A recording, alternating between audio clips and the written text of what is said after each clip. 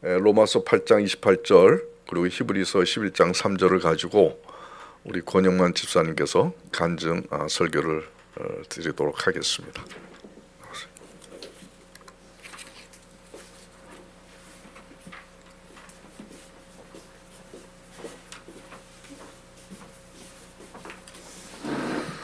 요거 혹시 말씀 띄워주실 수 있나요? 예, 한번 같이 말씀 두 절을 같이 봉독하고, 자, 로마서 8장 28절입니다. 같이 봉독하겠습니다.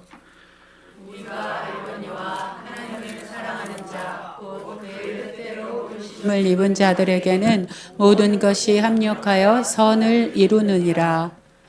믿음으로 모든 세계가 하나님의 말씀으로 지어진 줄을 우리가 아나니 보이는 것은 나타난 것으로 말미암아 될 것이 아니니라. 네, 뒤에 거는 히브리서 11장 3절 말씀이죠. 앞에 거는 로마서 8장 28절 말씀입니다.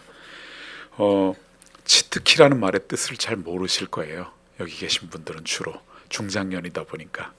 이 게임 용어거든요. 아시는 분 솔직히 손 들어보세요. 나는 안다. 치트키가 무슨 뜻인지. 거봐, 그럴 줄 알았어. 우리 저 희정자매 빼고는 다 모르잖아요. 치트라는 말은 원래는 좀 안 좋은 의미잖아요. 치팅한다 그러면 바람 피는 거라든지 속이는 거라든지 이런 말이잖아요. 그 원래는 치트키가 어디서 나온 말이냐면, 게임을 개발을 할 때 게임 개발자가 그 몰래 뒤에 백도어로 숨겨놓는 거예요. 그래서 자기가 그 게임을 하면 막 난이도가 너무 쉬워져서 확 그냥 레벨이 올라간다거나 이런 식으로 뭔가를 숨겨놓은 그 키를 말해요. 근데 이게 이제 원래는 그렇게 시작을 했는데 지금은 어떤 의미로 사용이 되냐면, 어떤 주제나 어떤 어려움이 있을 때 그거를 한꺼번에 탁 해결할 수 있는 단박의 팁 있잖아요. 그걸 흔히 치트키라고 표현합니다. 그러면 이제 인생의 치트키라는 의미는 나쁜 의미 다 빼고 뭐냐면, 내가 막 계속 어려움을 겪어. 근데 요 하나만 딱 알면 확 성공할 수 있는 방법이야. 그럴 때 쓰는 말이 치트키라는 말입니다. 이제 조금 이해하셨죠? 예, 근데 뭐라고요? 제목이? 치트키가 뭐라고요? 우리 인생에? 감사. 예, 추수감사절이니까 저런 소리 하나보다 이렇게 생각을 하실 것 같아요. 맞습니다. 사랑하는 성도 여러분, 그 간증 설교라고 하셔서 간증을 하다 보면 이게 2시간도 넘을 것 같아서 그냥 짧게 말씀을 준비를 했습니다. 15분만 하라고 그러셔서 15분을 딱 준비를 했습니다. 그래서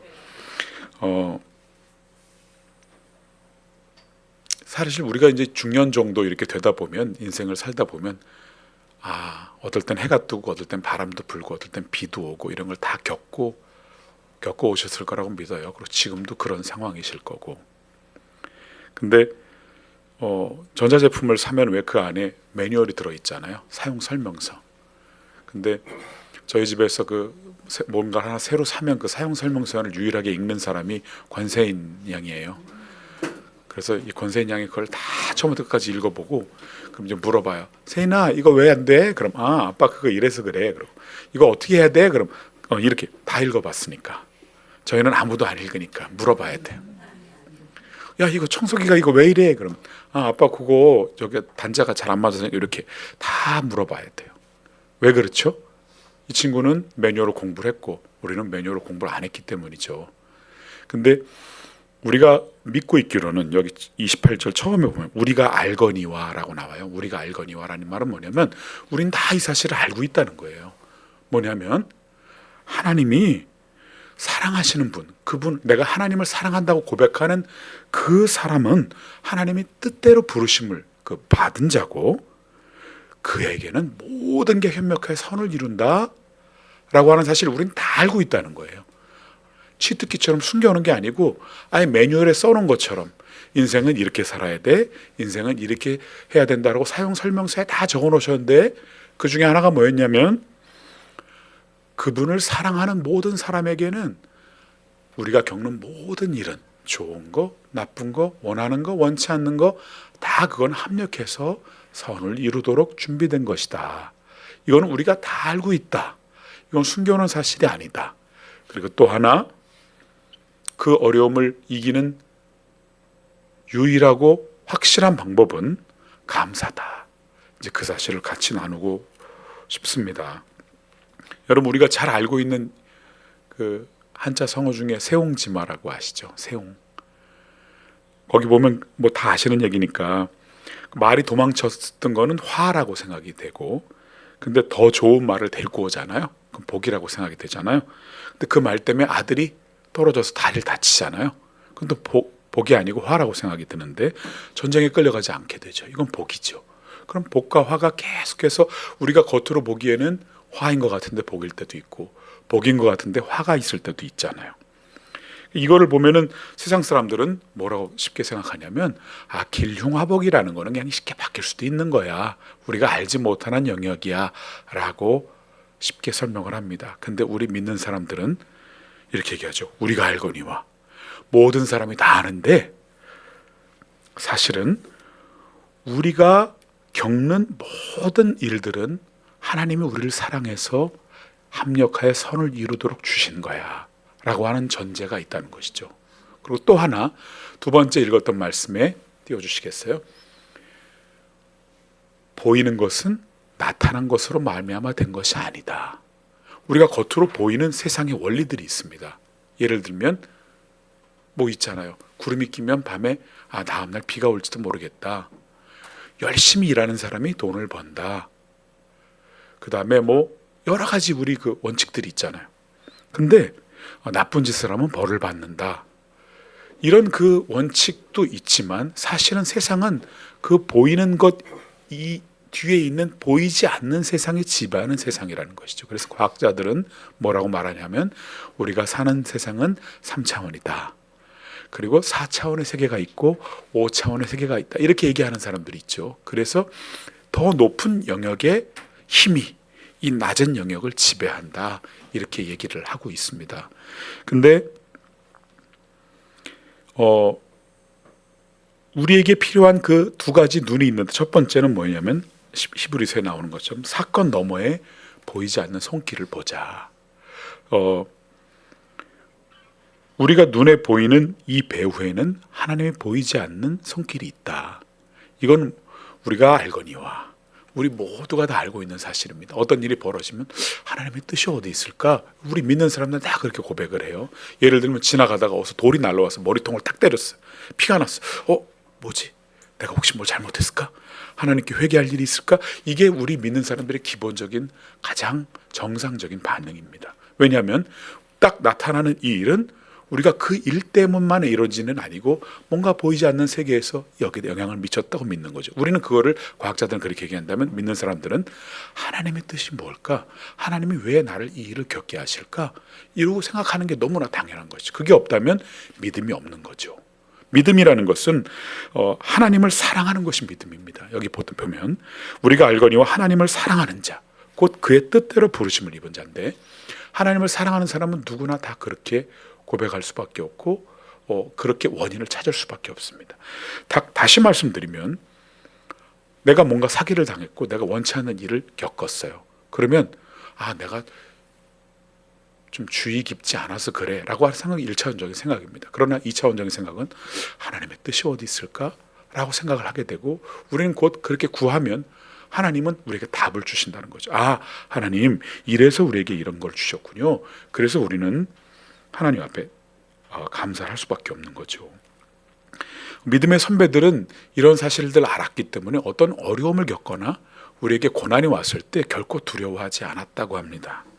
예를 들면 요셉 같은 사람은 자기가 잘못한 게 아닌데도 감옥에 갇혀서 그 고생을 하면서도 결국은 하나님의 꿈을 붙잡았고, 다윗은 13년을 도망자 신세로 살았습니다. 기름 부음을 받고 나서 곧 왕이 될 줄 알았어요. 그렇지만 13년을 그지처럼 정말 돌아다니며 땅굴에 살고 산속에 숨어 살고 사울의 그 핍박으로부터 도망 다니면서도 하나님의 그 기름 부으심을 믿은 거죠. 또 하나, 두 번째 시각은 뭐냐면, 고난조차도 하나님의 선을 이루는 도구라는 사실을 우리가 믿느냐 안 믿느냐가 너무나 중요한 시선 같습니다. 저는 인생을 살면서 여러분들도 다 마찬가지시겠지만 지금 딱 죽어버렸으면 좋겠다. 더 이상은 살고 싶지가 않다. 이런 기회들이 몇 번 있었어요. 대부분 있으시죠? 없다고 그러면 거짓말입니다. 제가 볼 땐 그렇습니다. 꽤 많아요. 예. 제가 전에 세브란스 병원 그 채플 때 가서 이렇게 찬양을 하러 갔었어요. 그래서 간증하고 기도를 하면서 이런 말씀을 나눴던 기억이 있어요.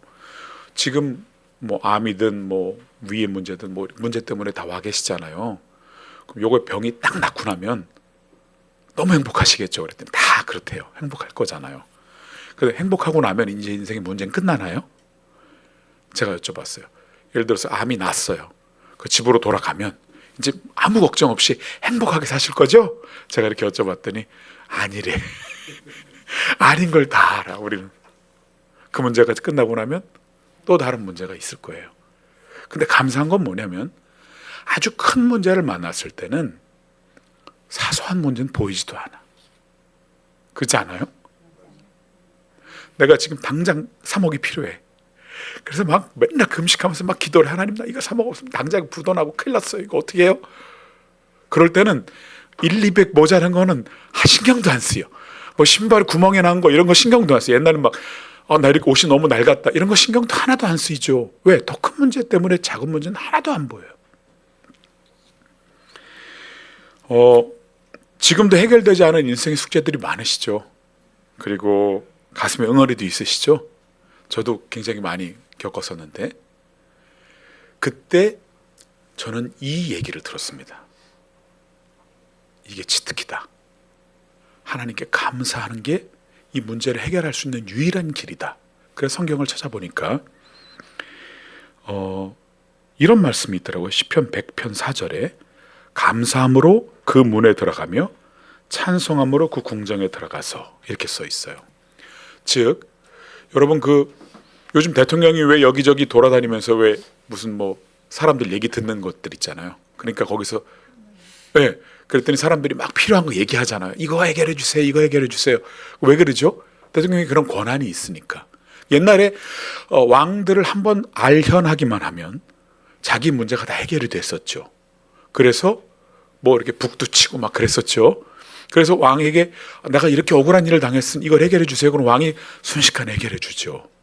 그럼 우리가 천지를 지신 하나님 앞에 가서 이 문제를 내 문제를 들고 가서 해결을 하려면 일단 그 궁정 안에 들어가야 되는데 우리로 얘기하면 청와대에 들어가야 되는데 청와대에서 딱 막잖아요. 당신 누군데 여기를 들어가냐고. 들어가는 길이 있다는 거죠.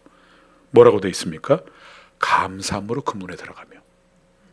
즉 우리의 문제를 해결하든 뭘 하든 하나님의 얼굴을 뵙기 위해서 첫 번째 우리가 지나가야 하는 문, 그 문을 들어가는 키가 뭐냐면 감사함이라는 겁니다. 이 감사하지 않고는 결코 그 문에 들어갈 수가 없다는 겁니다. 제가 몇 번 그래서 실험을 해봤어요. 제 인생에. 어떤 일이 있었냐면 제가 유학을 할 때 저는 막 시간이 너무 없는데 먹고 살아야 되니까 아르바이트를 해야 되는 거예요. 그래서 뭘 했냐면 차를 태워서 밀라노에 사는데 베네치아를 가서 관광을 시켜주고 돌아오면 300유로를 주는 거야. 그러면 되게 크죠. 한 50만 원 주는 거니까 일당을. 그걸 몇 번 하면 그래도 한 달치 월세가 나오고 생활비가 나오니까 그거를 이제 운전을 하고 가는데 갑자기 서글픈 생각이 드는 거야.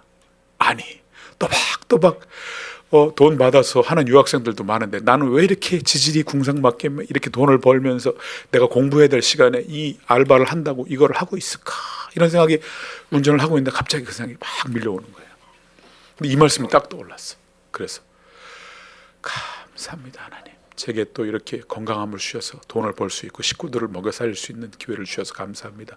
어제까지는 돈이 없었는데 오늘 이렇게 한국에서 손님을 보내주셔서 저에게 이렇게 돈을 주셔서 너무 감사합니다. 이렇게 몇 번 감사하는 기도를 했더니 저도 모르게 웃음이 나는 거예요. 그래서 거울을 봤어요. 이렇게 백미러에 거울을 봤더니 제가 웃고 있는 거예요. 근데 놀라운 사실은 웃자마자 이 근심과 걱정이 순식간에 사라져. 언제 그랬냐는 듯이. 감사에는 이런 놀라운 능력이 있어요. 제가 아까 말씀드렸잖아요. 운전을 하고 가다가 확 박아갖고 죽어버리고 싶다 이럴 때가 있었어요. 그때도 이 말씀이 순간 떠올랐어요. 누가 떠오르게 하셨을까요? 성령께서 떠오르게 하셨겠죠. 떠올라서 하나님 제게 이렇고 이런 일을 주셔서 감사합니다. 감사할 일이 아니죠. 죽고 싶다니까. 근데 그거를 제가 그대로 하나님께 말씀을 드렸어요. 하나님 제 인생에 이런 일이 생겼네요. 하나님도 아시죠? 그래서 이 일을 제가 감사를 드립니다. 하나님은 감사라고 하셨으니 지금은 이해는 잘 안 가지만 감사합니다. 하나님께 이렇게 감사합니다 3번을 고백을 드렸어요. 그랬더니 그게 하나도 문제로 안 느껴지는 거예요. 여러분, 우리가 인생을 살다 보면 원치 않는 일을 만나잖아요. 예를 들어 지나가다 갑자기 차가 와서 날 쳤어. 다쳐서 병원에 누웠어. 이거 내가 원했나요? 원치 않았지만 생겼어. 근데 우리는 알아요. 머리로는. 기왕에 내가 원하는 일도 내 잘못도 아니었고 그 사람 실수로 내가 생긴 일인데 내가 좀 너무 아파. 그럼 일도 못해. 그런데 속상하잖아요. 왜 나에게 이런 일이 생겼을까? 이 속상한 마음만 만약에 내려놓을 수 있어도 우린 반은 이겼어요. 그렇죠? 근데 우리 다 그거 못하잖아요. 속상하고 괴롭고 저 나쁜 놈 막 이런 마음이 드니까 괴로운 거잖아요. 근데 희한한 건 뭐냐면 제가 겪어보고 여러분도 많이 겪어보셨겠지만 순간 그럼에도 불구하고 감사합니다라고 고백을 하는 순간 어떤 일이 벌어지냐면, 어제 우리 세인이랑 그런 얘기 했는데 여러분, 소망의 반대말이 뭐예요? 절망이죠. 소자는 바란다는 거고 절은 끊어진다는 거잖아요. 그 어떤 희망을 계속 바라는 것과 희망이 딱 끊어져 버리는 것과의 차이잖아요. 소망과 절망은. 근데 감사를 하면 이 절이 없어져. 절. 그리고 다시 소망이 생기더란 말이죠. 그래서 이것이 주의 궁정에 들어가는 첫 번째 문이라고 우리에게 표현을 하신 것 같습니다. 욥은 하루아침에 정말 난리가 났죠.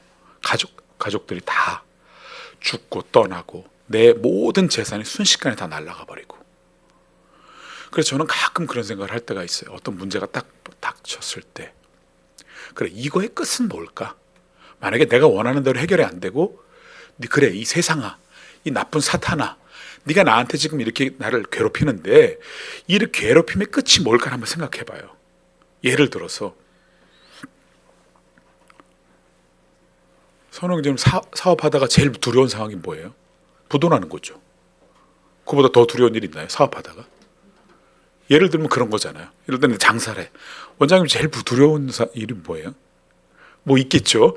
근데 그 감옥 제 끝이 있잖아요. 한번 상상을 해보는 거, 머릿속으로. 그 끝이 딱 왔을 때. 그러면 뭘까? 이거는 나에게 이 끝은 뭘까? 저는 쓰는 방법이 있어요. 뭐냐면, 그래, 그것이 다 이루어졌다. 만약에 부도가 났다라고 생각했을 때, 그래, 어차피 부도 났어. 그 다음 내가 할 수 있는 건 난 하나가 있어. 치트키. 하나님, 제게 이 일을 주셔서 감사합니다. 난 이렇게 감사를 하면 여태까지 쭉 살아오면서 그 치트키를 썼을 때마다 하나님은 항상 그거를 다시 엎어서 역전을 시켜주셨고 지금까지 끌고 오셨다는 사실을 알기 때문에 그 다음엔 두려움이 사라져 버리더라고요. 절망에서 빠져나온 유일한 방법은 저는 감사뿐이라고 생각합니다. 오늘이 추수감사절이어서 더더욱 감사에 대해서 묵상할 수 있어서 너무 감사합니다. 15분 됐죠? 예, 그래서 우리 눈앞에 보이는 현실에 얽매이지 말고 우리를 여태까지 쭉 이끌어 오셨던 믿음의 선배들처럼 우리 눈에 보이지 않지만 하나님의 약속을 붙들자고요. 뭐냐면 어려움이 닥쳤을 때 거꾸로 역공을 하는 거예요. 사단에게. 내가 절망할 줄 알았지, 이 나쁜 놈아. 나는 절대로 절망하지 않아. 나는 감사할 거야. 그리고 감사를 3번을 해보는 거예요. 제가 다 해봤는데요, 3번을 이기는 사단의 방법은 없었어요. 하나님, 제게 이 고통을 주셔서 감사합니다. 하나님, 제 이 고통을 주셔서 감사합니다. 하나님, 제게 이 고통을 주셔서 감사합니다. 그럼 순식간에 날아가 버려요. 이 무거운 마음과 절망이 날아가 버리는 걸 저는 수도 없이 경험을 했습니다. 여태까지 우리 믿음의 동역자 여러분들이 더 많이 저보다 경험하셨겠죠. 그렇지만 우리는 자꾸 잊어버리잖아요. 그래서 하나님은 우리에게 절기를 주신 거고, 절기를 통해서 잊어버렸던 걸 다시 한번 또 깨닫고, 그래, 맞아, 그랬었지, 다시 한번 감사하자. 그래서 감히 여러분께 오늘 추수감사절을 맞이해서 한 가지 적용할 수 있는 것을 좀 나누고 싶어요. 오늘 밤부터요, 잠자기 전에 딱 3가지만 생각하기예요. 감사한 제목. 오늘은 내가 아무런 사고 없이 잘 침대에 누울 수 있었습니다. 하나님 감사합니다. 오늘 되게 어려웠던 일인데 그게 하나님 앞에서 해결이 됐습니다. 하나님 오늘 정말 맛있는 음식을 먹을 수 있었어요. 너무 감사해요. 딱 3가지만 생각을 하고 자는 연습을 하는 거예요. 매일. 우리 일주일만 이렇게 한번 해보시자고요. 저는 조그만 요 노트가 하나 있어요. 제 책상에 가면 그게 감사 노트예요. 3가지만 적는 거예요. 매일. 1번, 2번, 3번. 그러면요 적어도 3가지는 고백할 게 나옵니다. 아우 징글징글한 일들이 많았죠. 그럼에도 불구하고 3가지 적을 건 반드시 있어요. 요걸 적다 보면 놀라운 사실은 정말 내가 원하는 것들이 하나님 앞에서 응답되는 것을 경험하게 됩니다. 겉보시기에 제가 굉장히 젊어 보이겠지만 저도 조금 먹었습니다. 우리 선배님들이 더 많으시지만 저도 57년 살았는데 이 감사의 3가지 제목을 할 때와 안 할 때는 인생에 너무나 양상이 달라진다는 걸 경험해요. 저도 다시금 정신을 차리고 추수감사절을 맞이해서 이 3가지 매일 3가지 감사 제목을 적는 훈련 이것을 하기로 결심합니다. 우리 성도님들 다 같이 일에 동참하시면 좋겠습니다. 우리 찬양을 같이 하시는데요. 제가 참 좋아하는 찬양입니다. 그래서 저희 가정 예배 될 때마다 항상 불렀던 찬양인데 제가 불러볼게요. 원래 찬양부터 찬양 아침에도 찬양 한낮에도 찬양 저녁에도 찬양 감사로 감사 박수하면서 아침에도 감사 한낮에도 감사 저녁에도 감사로 한 번 더 합니다. 감사 아침에도 감사 한낮에도 감사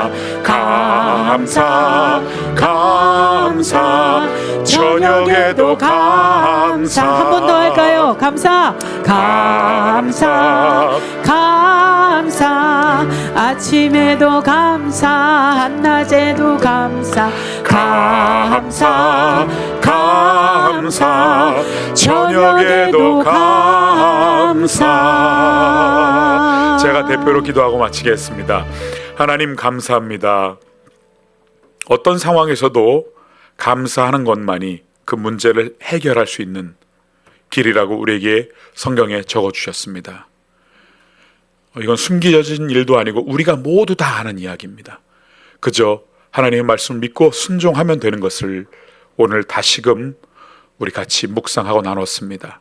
하나님, 어떤 상황이 생겨도 3번 감사하는 걸 잊지 않게 하시고 날마다 하루가 저물어 갈 때 오늘 하루 동안 감사할 제목들을 찾아서 3가지 이상을 감사하고 하나님 앞에 나가는 우리 모두가 되기를 간절히 소망합니다.